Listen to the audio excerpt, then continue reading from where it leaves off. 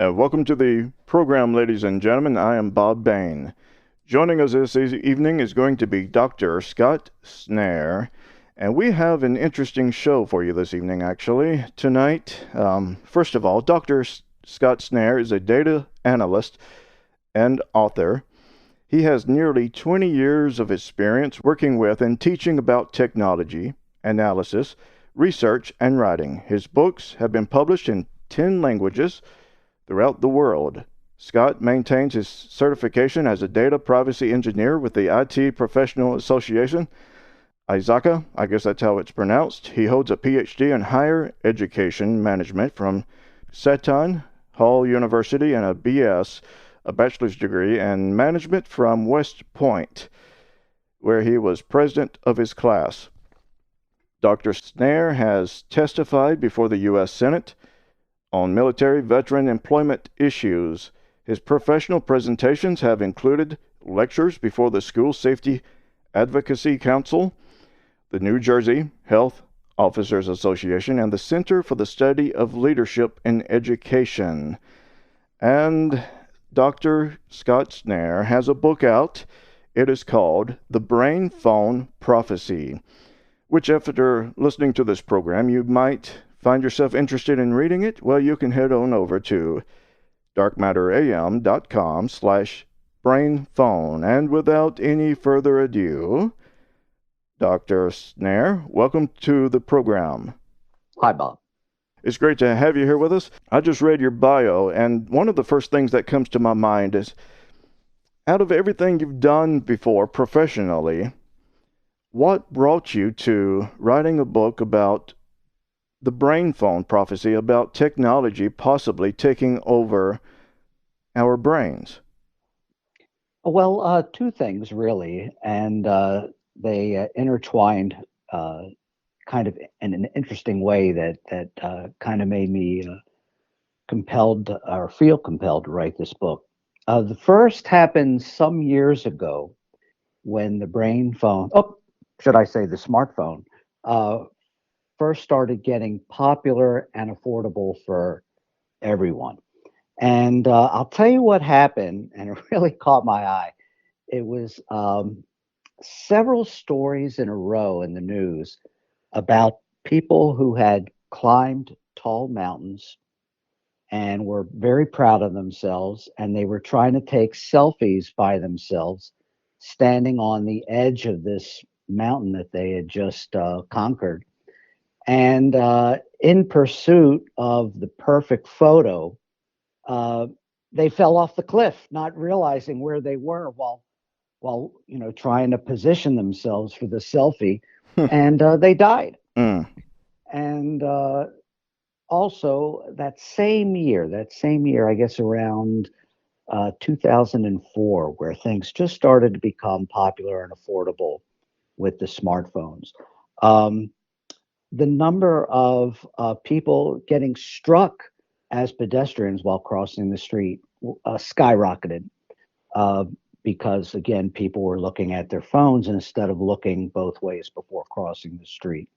And it seemed pretty obvious to me that instead of doing the obvious thing, which would be to scold people not to be holding their phones on cliffs and tell people, why don't you turn your phone off while you're in traffic trying to cross the street. No, we wouldn't do that. Commerce wouldn't allow that to happen, so it was going to have to compensate some other way. It seemed pretty obvious to me that the way we were going to compensate for that would be to free people's hands up by putting the equipment in our minds, and our brain would become uh, the black mirror, so to speak, and our eyes would be the camera, our brains would be the platform, and our ears would be the mics listening in. And to me, it was pretty obvious that that's where it was going to go. Again, this was back in 2004. Everybody thought I was crazy, but I started to write the book anyway. And then, unfortunately, last year I lost both parents one to a kidney failure and the other to a seizure Mm. associated with Alzheimer's disease. And I had other friends who lost family members to COVID, and it just made me question my own mortality. I'm going to be 60 this year, and I said, I've written other books where I've given advice on how to streamline one's workday, um, how to write a persuasive letter, how to give a persuasive speech. All of my books are how-to books or self-improvement books. And I said, what's one more good thing I could tell the world that maybe even just a few people, even just a handful of people listened, it might change their lives for the better. And well, I had this book sitting around on how the smartphone was one day going to be miniaturized and put in people's brains. And then, of course, Elon Musk came along with Neuralink Corporation, and the gentleman that he set up Neuralink with, Max Hodak, he broke off, started his own competitor to Neuralink. And while those two guys were fighting, Tom Oxley came out of nowhere and got FDA approval for the Stentrode, which is essentially the first currently working brain phone in someone's mind right now. And as far as I'm concerned, the world caught up to me in my book, not the other way around. But it was Yes. good. It was good timing. My agent liked the idea, and the book got written. Yes. And Synchron is actually doing human trials. I think they're doing 6 human trials as of right now with severely paralyzed patients. But before we get to that, I also lost one of my parents. I lost my father in 2015. His kidneys had failed on him. He had been on dialysis for 6.5 years. Mm. Um, What a and heartbreaker. yeah, and what really was heartbreaking, he died 2 days after Mother's Day. Mm. Yeah, and just like with you, it made me face. Whereas before, we felt like no matter our age, we felt we were young because our parents were still around. We had not faced our own mortality at that point. It became reality, at least to me, and like you said for yourself. A lot of people would be looking at the prospects of a brain phone, of a smartphone being implanted into our heads as quite possibly a way of bringing back our deceased loved ones, not physically, obviously, but memories that we could not only relive our time with them, but to also construct new memories with them. We could be in a virtual reality that we never have to leave. And that could be so destructive on humanity, don't you think? Absolutely. I mean, you've just described a scenario that really sounds wonderful. To be able to essentially reconstruct the reality of your parents and kind of plug into that reality really simply just by thinking, just by flipping the switch in your mind that takes you into that virtual reality every day. The problem with those types of things is, I would say, uh, the very human weakness of its tendency towards addiction. I think once we get a taste of that type of thing, it's going to be very, very difficult to walk away from it. And of course, what's the first thing people are taught when they're trying to give up drinking or trying to give up smoking, and that's you get away from people, places, and things that are associated with the addiction. Well, I would certainly say it's going to be hard to walk away from something that's been surgically implanted in your skull. Oh, yes. I mean, how do you walk away from that? What are you going to do? Just leave your brain behind you? I mean, Well, you can let it. The way these are currently being designed, they have uh, inductive chargers, so mm, you don't have you won't have like a USB C. portal in your skull, what you'll do is you'll sleep next to a charger, just like the current smartphones have these inductive chargers. The same thing, you'll sleep next to it. So, of course, one way to stop being under the spell of your brain phone would be to let it run out of juice. But again, my fear is we're going to be so intertwined with the brain phone. All the addictions that are currently identified now with smartphones combined with social media, it's just going to be multiplied a hundredfold or a thousandfold, and we're just not going to be able to let the juice run out on our brain phone. Yes. Um, Now, the first generation of the brain phone is going to be a lot like the first generation of smartphones. It's going to be quite dumb in comparison to the future product. But as it progresses, do you see a time where the brain phone or the smart device in our brains would realistically take over the majority of our thinking, the majority of our processing, the majority of every function that we have right now, that we would not have any organic, bioorganic, or whatever the term might be, freedom of thought? Well, I think this is just my personal feeling. My Yes. personal feeling is that this is not going to be we're not going to be zombies, so to speak. In other Good. words, now that's not to say that corporations and governments aren't going to implant thoughts, or that they're not going to remove thoughts that they don't want us thinking, a la Big Brother.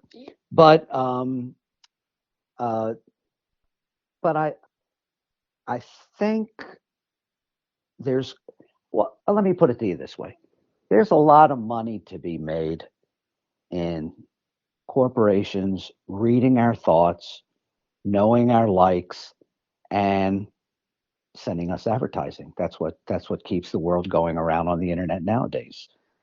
People keep an eye on what you're uh, surfing, and they look at what you like and dislike on Facebook. They look at what you retweet on Twitter, and those types of things. And the way that you might start, short response loops and how quick you respond to something and where you go when you leave those particular websites. All those things are collected. You know, there's literally thousands and thousands of printed pages that any one of these companies could print out and tell you about yourself. And what they're doing now is they're taking those thousands and thousands of pages and they're selling them to advertisers. So the advertisers know how to get your attention and when to get your attention. So if everybody's a zombie, you can't do that. You can't sell to everybody if they're all thinking alike. So I would say there's a corporate tendency to want everybody to have different preferences and different likes and different thoughts. Now, the problem uh, there's two problems. There's actually 100 problems, but there's two directly related to what you're saying. And I mentioned in the book that who's to say at what point we stop becoming who we are and we start to become essentially a machine. That's not to say there's not going to be cognition. That's not to say there's not going to be personality and the ability to think freely and joke. But right now the brain phone is 10 ounces, and what happens when it goes to 1 pound? What happens when it goes to 3 pounds? Well, the brain is 3 pounds. So if there's an implant in our skull that's 3 pounds, we've essentially been replaced by machinery, at least the thought part of who we are. There's another thing, too, though, that's really a lot more basic when it comes to people changing when they have implants. There have been many experiments in recent years involving implants, often help people who suffer, for example, from seizures. When something is implanted in your brain, it has two consequences. First, it alters the way you make decisions simply by being there. In other words, just that physical presence of metal and plastic in your head changes how you make decisions. And we don't exactly understand why that is or how that is. Second, it alters your personality. Both of these things happen for reasons that we're still learning about. And worse still, they happen without the person who has the implant realizing that they've changed or that the implant is the reason for the change. So let's say you get an implant and you don't even turn it on yet. And all of a sudden you become a much more aggressive person. Or if you used to be an assertive person, you become much more passive, much more docile. And people say, "Hey, Bob, you're not the person you used to be." Not only do you not see it, but you don't realize that it's the brain phone that's doing it to you. So that's before you even turn the doggone thing on. Once you turn it on, and then there's again corporations and governments monitoring what you think, moving thoughts around, emphasizing some thoughts over others. It completely changes who you are. Yes.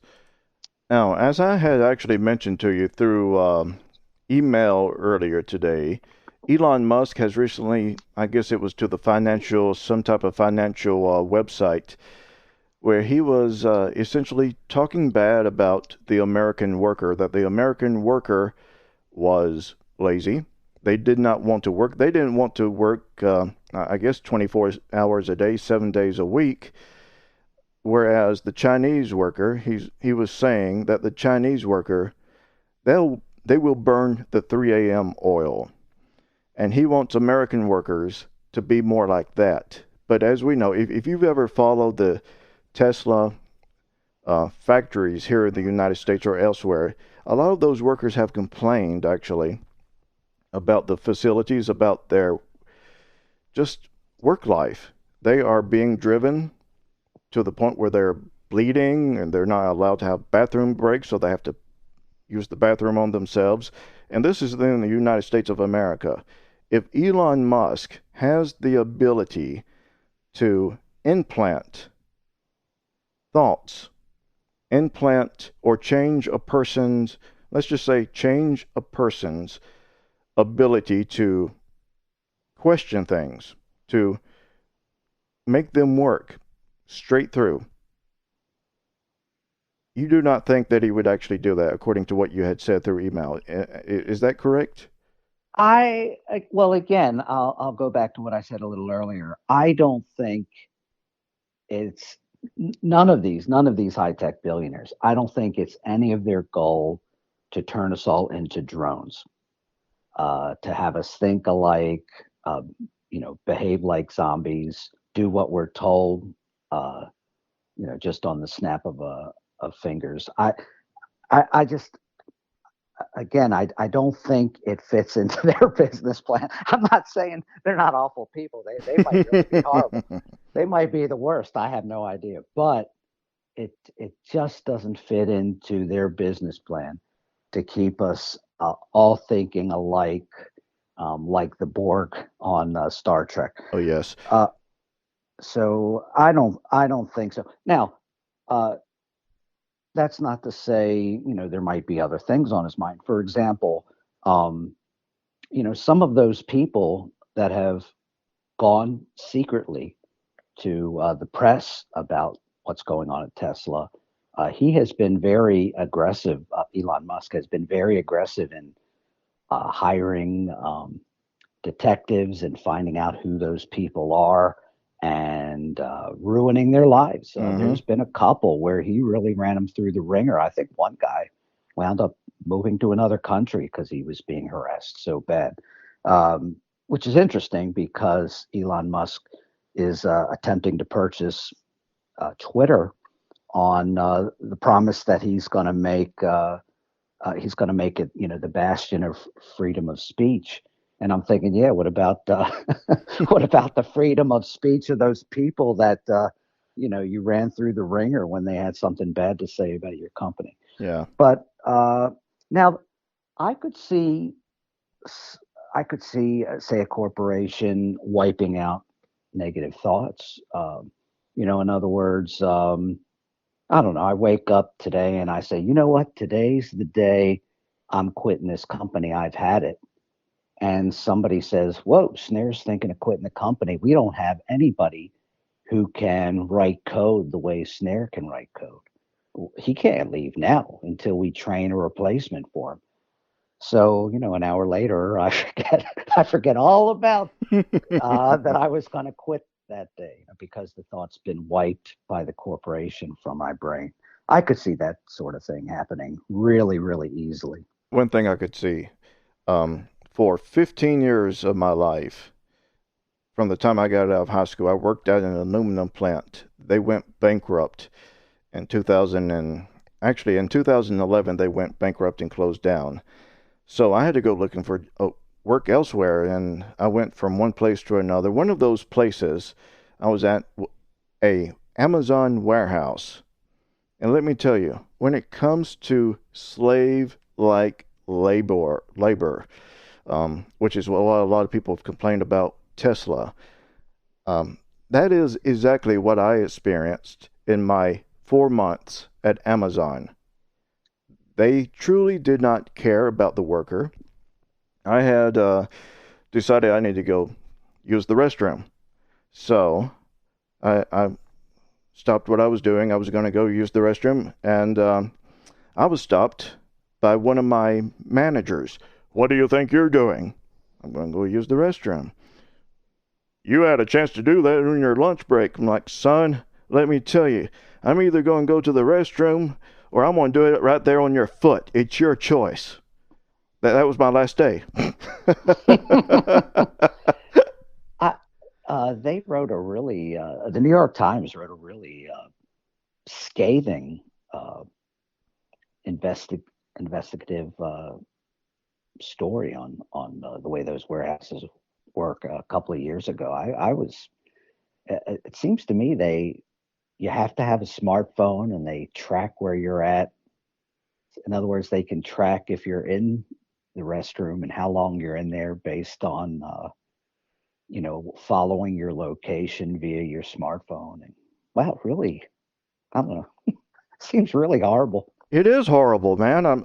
I worked at an aluminum smelting plant. I mean, think about that. We're talking thousands of degrees. We had 4 furnaces running all at the same time, dirty as it can be, but I loved that job. Amazon was hell. That should tell you Yeah, something about it. I'm with you.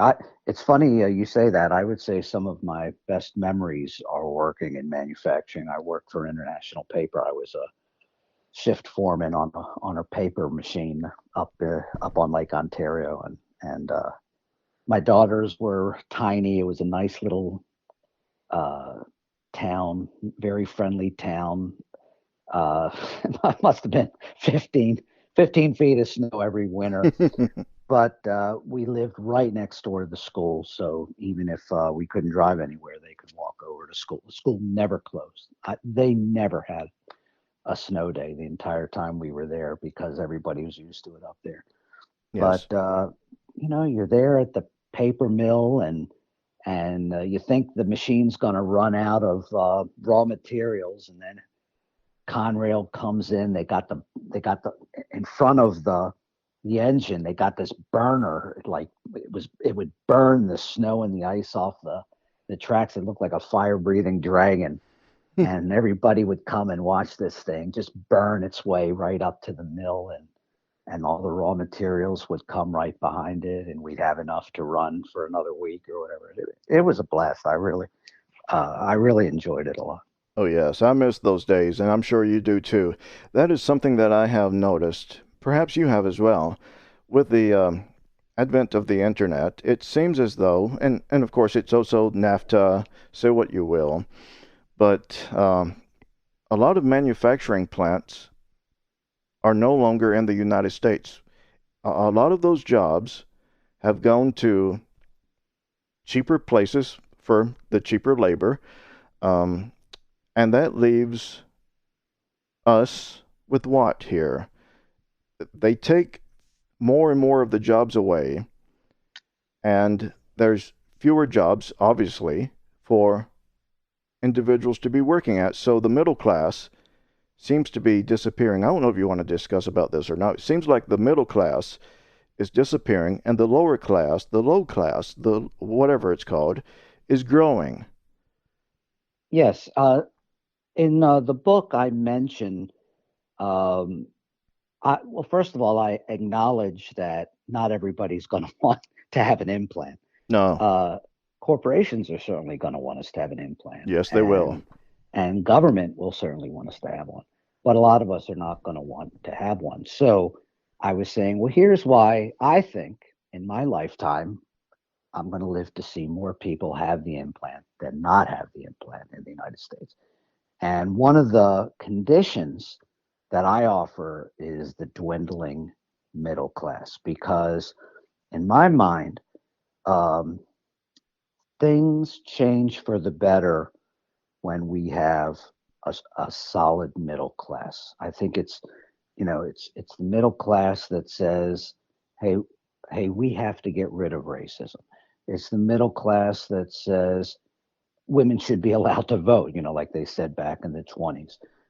Women should be able to earn the same amount of money for doing the same work that a man does. All of that proactive societal advancement, in my mind, happens when you have a solid middle class. Without a strong middle class, those types of things don't happen. And just the opposite, I think things tend to regress. So without a strong middle class, um, I think you're going to have a situation where uh, people don't feel compelled to rally against or to protest against having an implant. I think the rich people, they're going to say, "Oh yeah, I'll take an implant," because they're going to see it as a way of controlling others, Yes, and uh, and poor people will feel compelled to get one because in many instances they won't be able to hold jobs without it. In other words, if you want to, well, if you want to work at I don't even want to say the company, but the company you used to work at. If you want to work a forklift at that company, and the company wants to keep track of how long you're in the men's room, they want to do it through your implant uh, rather than through, say, an obsolete smartphone. So I think poor people are going to have to get one and won't be as inclined to protest or to do political activism. And rich people, they're going to do it because they're going to find ways of being on, say, a different platform where they're not being fed the thoughts by the corporation, but in fact they're the ones feeding the thoughts. yes. Something just came to my mind when you were discussing that they could track how long a person was in the bathroom or where they were. Could they also be utilizing your eyes as cameras? They could see exactly where you are and what you're looking at, what you're doing. They can see exactly what you're seeing. Would that be something Yes, that's yes? 100%. Let's go back to your example. You're in the bathroom, and the company is watching what you're watching. Bob, they're going to know if you wiped properly. They're going to know if you Oh washed your my. hands. I They're going to won't on know purpose. everything about that men's room encounter. So yes, absolutely, 100%. They're going to be able to see the world through your eyes. They're going to be able to read your thoughts. They're going to be able to anticipate your next action.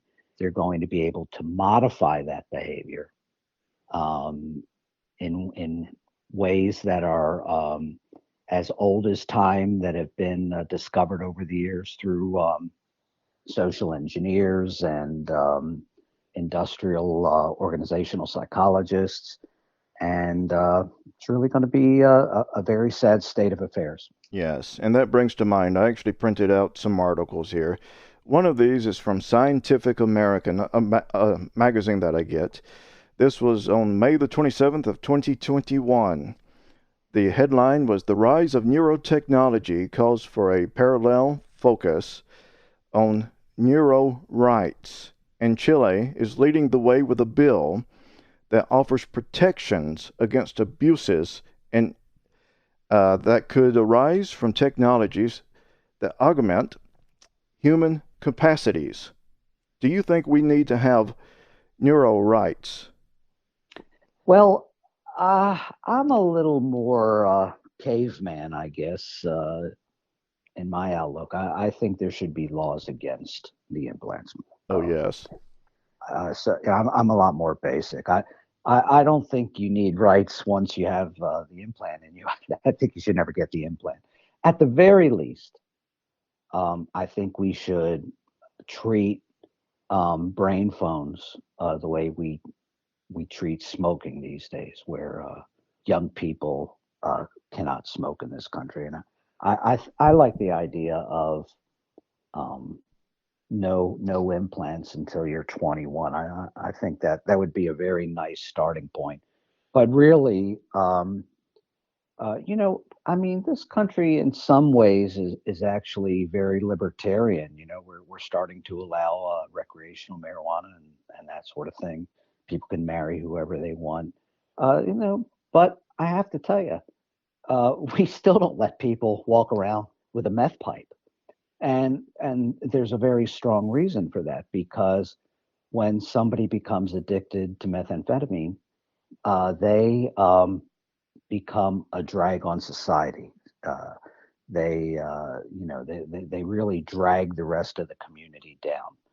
And I would say that's the reason we have to ban implants, because people are going to become so addicted to them, and their minds are just going to fry, and they're going to become such a drag on society by the millions that it would be a good idea if we kind of got ahead of that problem before it happens and just ban the device straight up. Yes. Um, One of those things that I'm sure a lot of people don't pay attention to is the user agreements with their smart devices, especially with Apple. Um, One of the shows I used to watch, I don't watch it much anymore, but it was South Park. They actually had an episode where one of the fine prints was that Steve Jobs could come to your house and essentially sew you up and make you into a I don't know what it was. It was like a caterpillar, but he sewed up a bunch of kids to each other. Oh my goodness. And he was like, "It's right here. It's in the contract that you signed to have Right. your device." We don't know what we're signing, and we don't know what we'll be signing in for or up for um, with a brain phone either. Right. It reminds me of that Monty Python skit where they come to the door for the guy's liver, and he says, "Well, I'm not done with it yet." And they're like, "Well, you signed this agreement. We need it right now." And they hold him down on the kitchen table and go to town. Um, I Let me tell you, even even like the most ironclad user agreement is going to quickly become obsolete, and I'll tell you why. Um, I think that these devices are going to be self-learning. So you're going to get an iPhone shrunk down, put in your head, and it's going to have the capacity to learn your mannerisms, your personality, when you wake up, how many hours ideally you need to sleep, and it's going to change. It's actually going to rewrite its own code within your mind. So any sort of user agreement is going to go out the window, because the device that you wind up with, say, a year later in your brain, is going to be substantially different, at least software wise, than the device that was initially implanted. Yes. Um, I actually worked for Apple for a number of years. I was in their iOS department, and I trained others in the iOS department. I used to work on computers back in the 90s.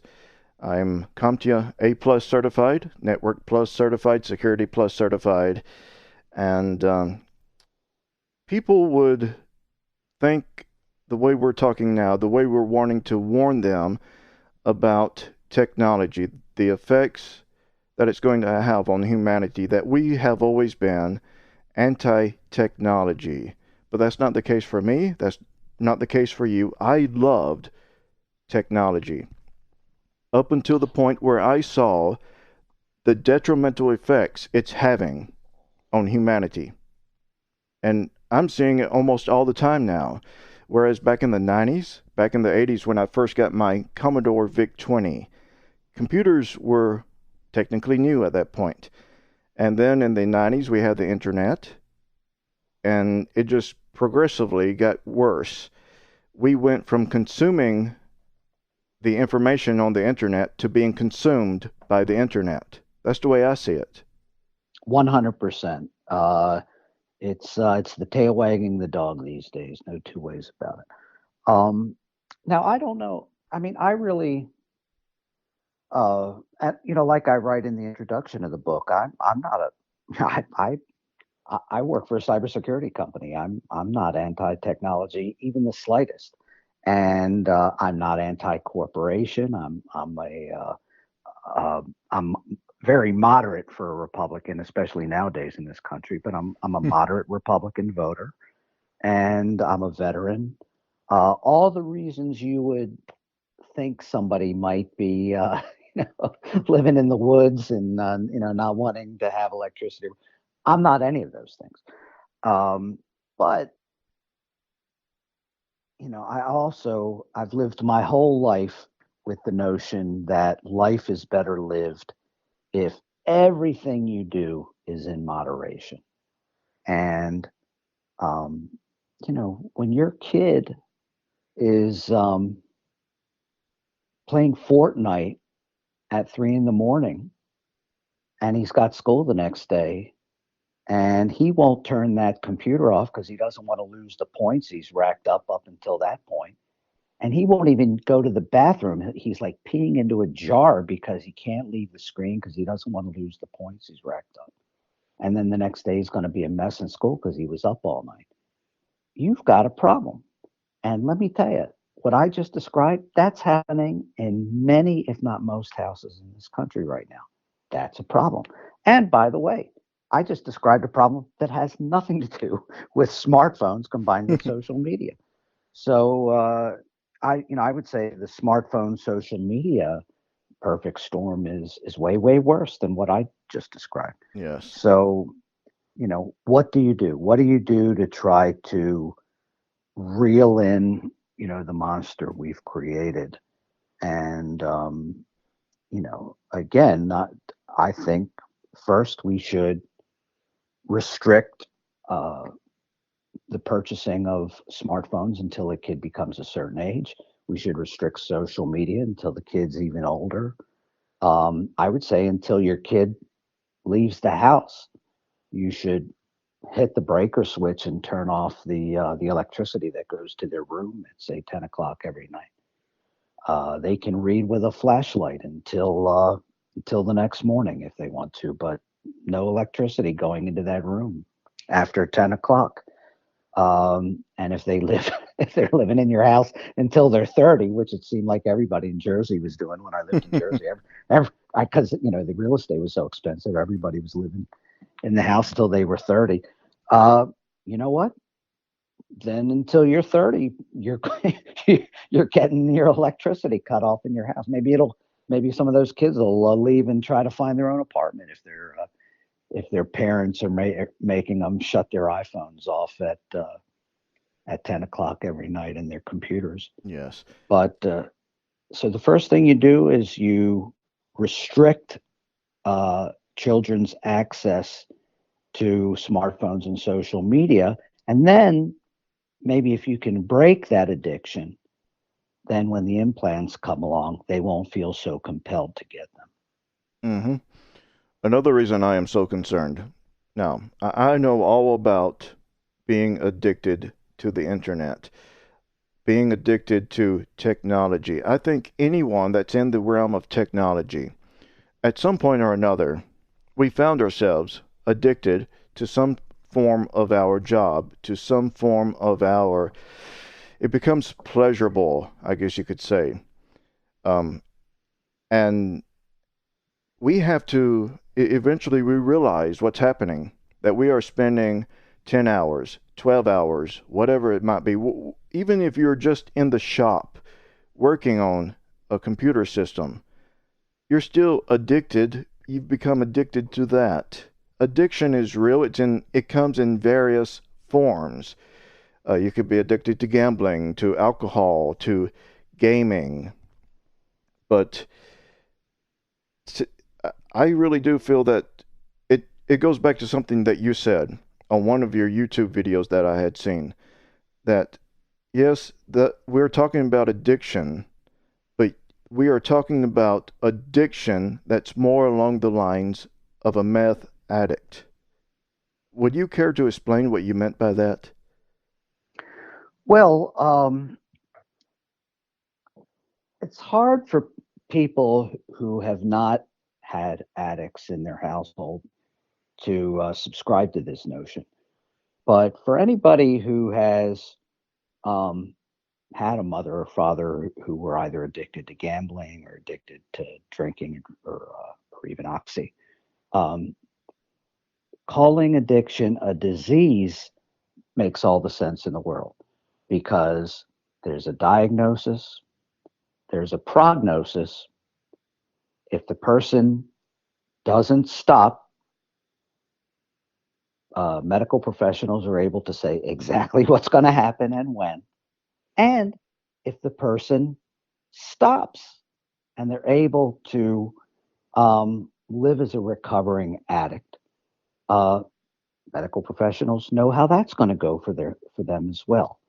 And there's also the notion of relapse that fits in to the definition of a disease as well. In other words, you can be cured of cancer and have the cancer relapse, and you can become a recovering addict for the internet or for gambling or for sex or whatever. And you can still you could go 20 years and still relapse and wind up back where you might have been if you had just kept on doing it. And if you look at those year 4 photos of people that have meth addiction, I mean, oh my gosh, it's their skin is literally falling off their face, and they're still they're still puffing away on the meth pipe, and some at some point during year 4 or 5 they die.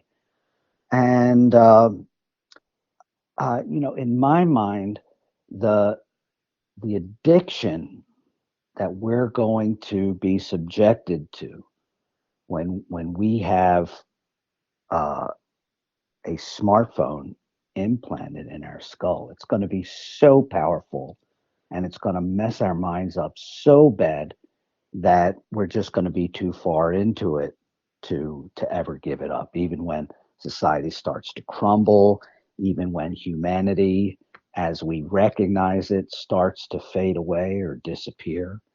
uh, we're just going to keep on Everybody's just going to keep on rolling with it because we're just going to be so far, just like that meth addict in year 4. We're going to be that far into it. Mm, yes. I was, like I said, I think we've all faced addictions of some kind in our lives, regardless of what that might have been. For me, when I was a kid back in I guess it was the 80s, I was addicted to a video game system, the Nintendo Entertainment System. And I would get uh, punished. So my parents would send me to my room And to them, I guess that was punishment. But hey, I had a Nintendo system. That's all I really cared about at that point, for besides for playing outside. But when you are being punished, let's go back to the brain phone. If you have a child, and let's say that child is given a implant upon birth. I mean, it may eventually happen. That child is never disconnected. That child can never really be punished unless you can disconnect the brain phone. But if it's implanted at, I guess, at birth, who knows? Would you even be able to disengage the device from your child at any point? They're always Yeah, connected. I almost would feel less sorry for a kid that has it at birth than, say, a 20-year-old who's addicted to his smartphone and social media, who just feels compelled to get it and leaves whatever sort of autonomy he had Mm, behind. At birth, if humans are integrated with machines, with robots and artificial intelligence at birth, they'll never, they won't know what they're missing. You know, uh, Bob Bain and Scott Snare, we don't cry every day because we can't fly, because we've lived our whole lives not knowing what it's like to fly. So it doesn't bother us that we can't fly. Well, again, same with a kid. If he starts human existence day one being interconnected with artificial intelligence, he really won't know what he's missing out on. I mean, it's a sad state of affairs, it certainly is. but I would say I feel less sorry for that little hybrid baby than a 19 or 20-year old that gets the implant. Yeah. We are truly on the verge. I mean, this is my thought. We are on the verge of entering a new phase, a new phase of, if I can speak, it's late here, of human existence. As more people are going to be willingly merging themselves with technology and not just hooking up into the internet, but actually merging their bodies with technology, we're going to see what I would consider to be a addiction, and you would consider it to be an addiction, a digital tsunami, I guess you could say, is going to ravage humanity. It's going to digitize every aspect of our lives. Think about that, folks. It's going to digitize every aspect of our lives at some point if we allow it. Should we allow it? What do you think, Dr. Snare? Should we allow technology to continue on the trajectory that it's currently on, unopposed, or should we at some point just, I guess, hog tie it? Well, I I like the idea of political activism. I've written to my two senators and my representative. I've written to the president, um, suggesting that they consider pushing legislation that, at the very least, um, doesn't allow or prohibits people 21 and under from having um, brain machine interface technology, with the exception that they're, say, paraplegic. If somebody can make a set of robot hands move by having an implant, well, certainly that's the exception. I don't want to deprive anybody who's fully paralyzed from being able to access the internet or talk to people or move mechanical limbs.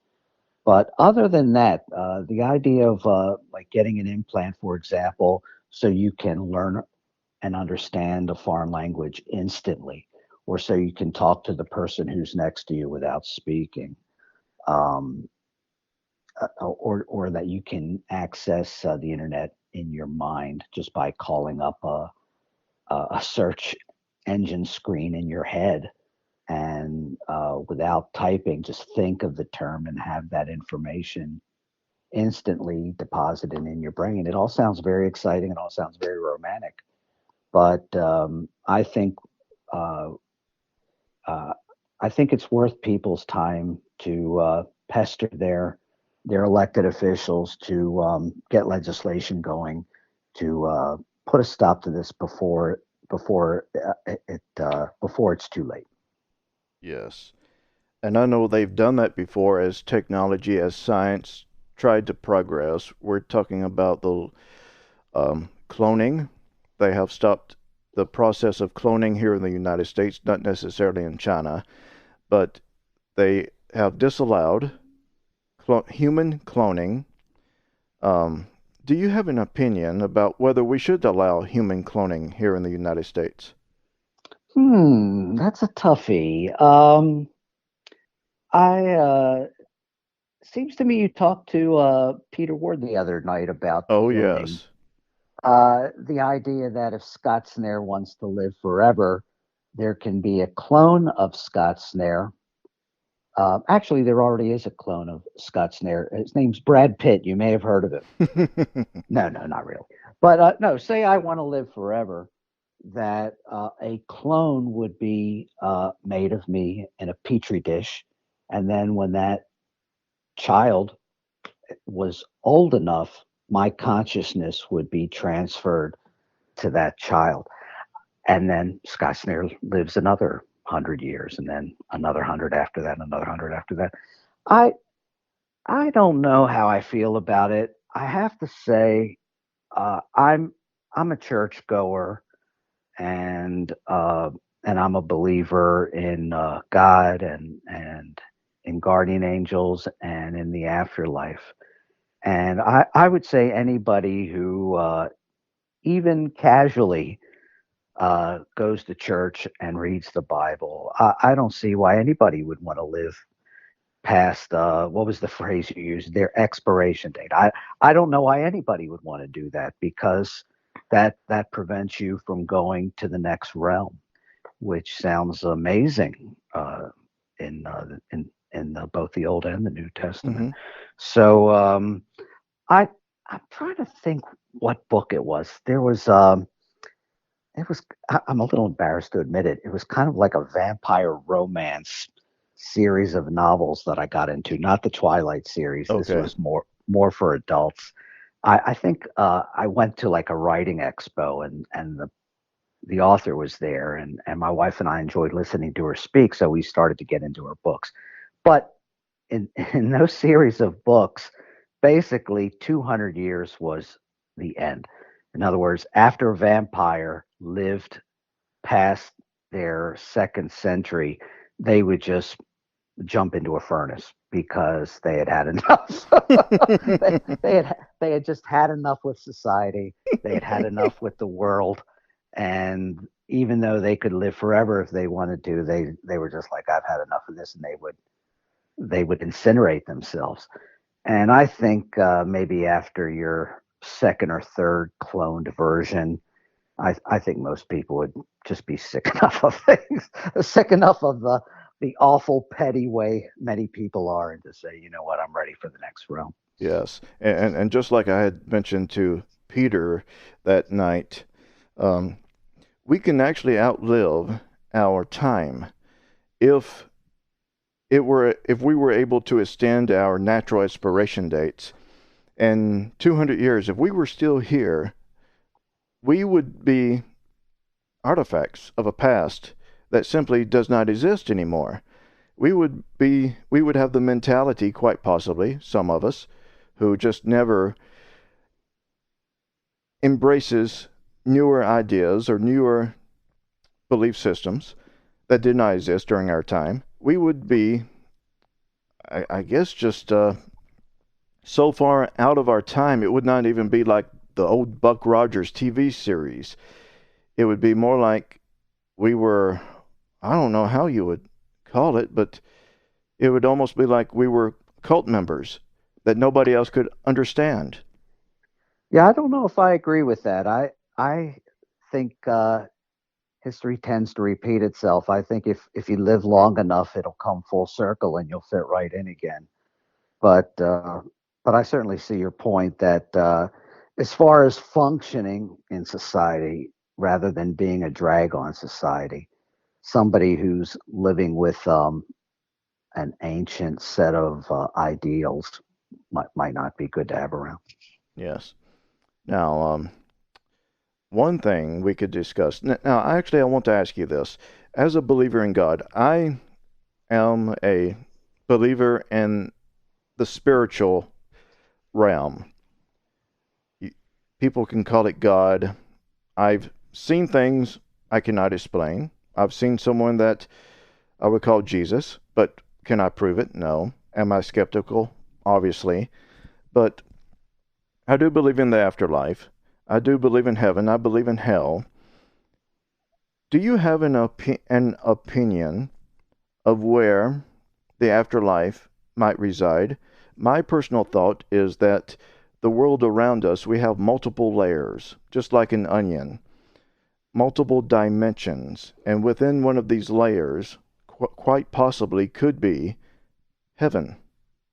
What are your thoughts? Interesting. In other words, if you're talking about like Marvel Comics, the Oh, metaverse, yes. one of those universes might actually be heaven. Oh, That's interesting. I never really thought of it. There's there's something in the Book of Revelations that talks about when Jesus returns to with an army of angels to avenge the people on earth who refused the mark of the beast and were killed as a result. That when he comes down with his army of angels and avenges those deaths and wins, that there will be a party on earth that is also going on in heaven. Now, I don't know if I don't know if that means that you're looking you're looking up in the sky and say, "Hey, party on, guys," or if it could be two different realms where a party's going on in the same location, but in two different universes, so to speak. I would say either one of those scenarios fits the interpretation. Yes. I once had on a biblical scholar. I forgot his name right now. It was so many years ago. But he had translated the ancient Hebrewic text of the Bible, especially of Genesis. And he had claimed that when it spoke of gods or a god, it actually was speaking of multiple gods, not just one, but that whereas in the Christian text it says God, it actually meant gods, and that he was speaking to a council of other gods, which it does say in Genesis, let us make them in our image. That has always been something that has made me wonder, who is he speaking to? Interesting. Is he talking to the angels, or is there of course it could be the Trinity where it's the Father, Son, and the Holy Spirit, maybe the three of them. Just speaking uh, to themselves? yeah, Yeah. yeah, sure. I don't know. It was quite interesting. I forgot his name. Dr. Michael Heiser, that was his name actually. Which, by the way, I do want to say we should all say our prayers for Dr. Michael Heiser. He has cancer. It's not a secret. He's been battling cancer, and for those of us who pray, please let's say a prayer for him that he will be able to fight this and he'll be able to get back to doing what he does.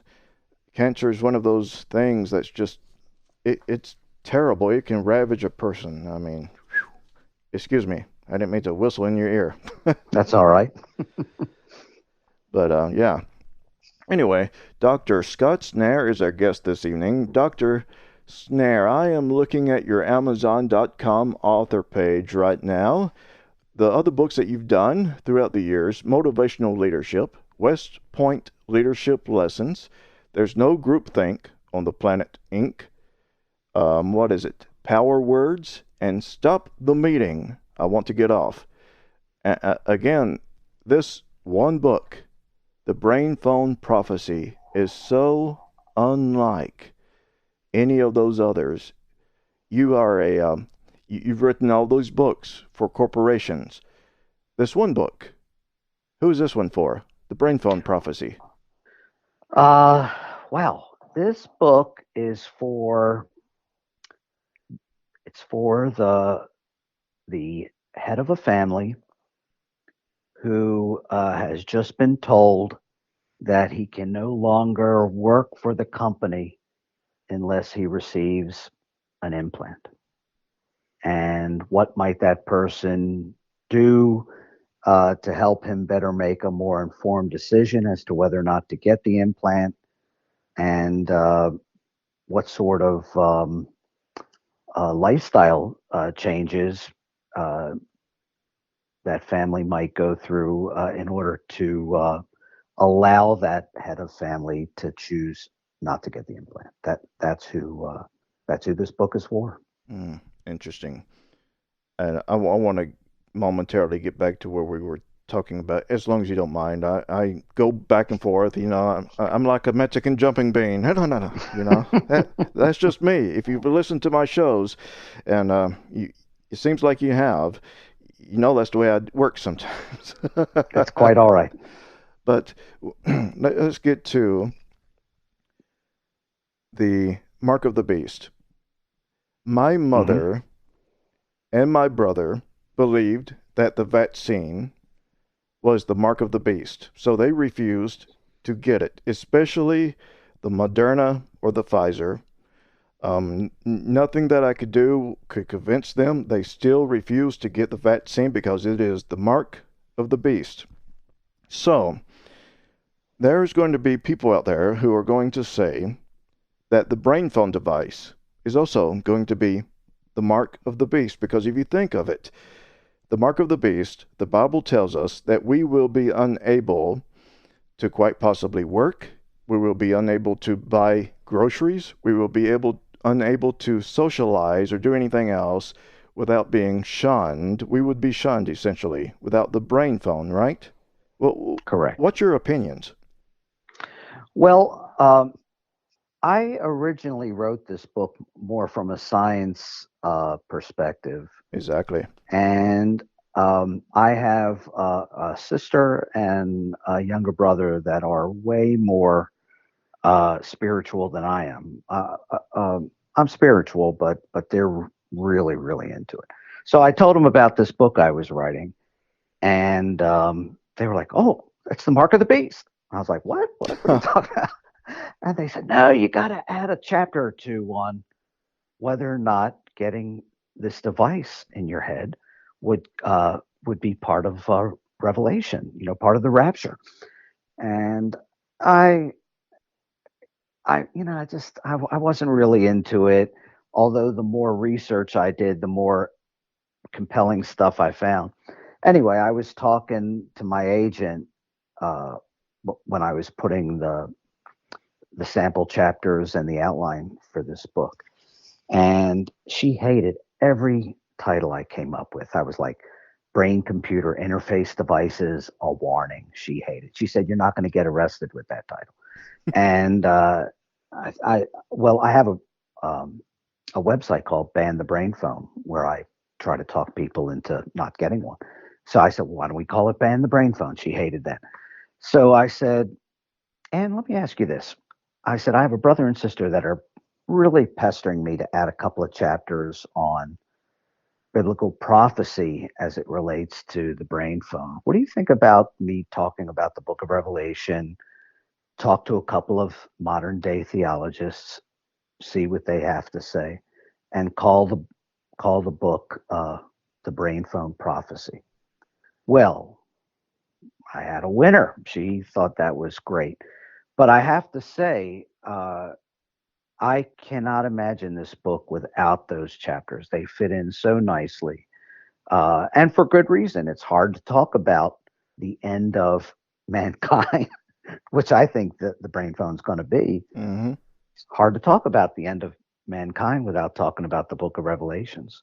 So, and I did. I talked to a couple of modern day theologists and got their perspective. There's basically two camps to answer your question. One camp says it is entirely possible to trick people into getting the mark of the beast. So if they're told, hey, listen, if you don't get this implant, you're not going to be able to work for this corporation anymore, that people could get the brain phone and it is indeed the mark of the beast and they're going to be, to use your word, shunned from heaven. But there's another, I would say, slightly more persuasive group of theologists who say, no way, there is no way a person can unknowingly accept the mark of the beast. In other words, when you take that mark, you are essentially declaring, and you know you're declaring, that you are rejecting God and and accepting the beast and indeed the person the beast works for, Satan, as the person who's running the earth.